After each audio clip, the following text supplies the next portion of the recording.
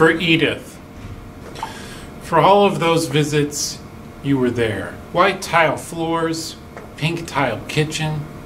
Your voice was the fold in my chest where my breath comes from. You who raised my mom all on your own. You who raised a daughter who spoke 5 languages. You who knew kindness and raised her children to be kind. We, you and me, never got to talk the way adults talk. The way I talk to my parents now.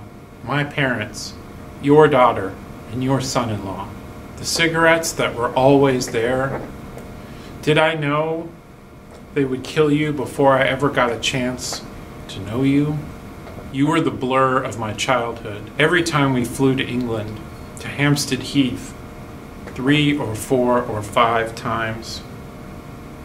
I don't remember all the times we went, all the times you met me, swaddled in blankets, warm from your settee, the fake fire in the fireplace, amber and the shape of log bark stamped out of metal or plastic that spun around and around, made shadows that looked just like the flicker of flames. Did I know that this would be the foundation of who I was? That one day I would move to a place where in wintertime would remind me of your back garden.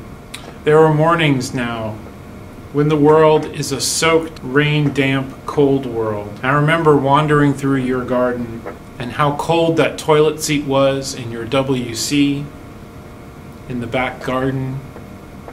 No bathroom in the house. I had to walk out to the garden, to the chain that hung there. I always thought you'd be old enough to meet the woman I would marry. I always thought you'd be old enough where we could have a cuppa at 4:30 in the afternoon. But it was your brother who would outlive you. And at an Indian restaurant just outside of Piccadilly Circus in the summer of 2005, your brother and his wife met my wife. We spoke of you, Edith, at my wedding.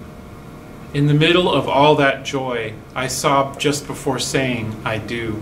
To remember how you would have stood in the doorway with a slight slouch, grinning and wondering just how much love one person could hold.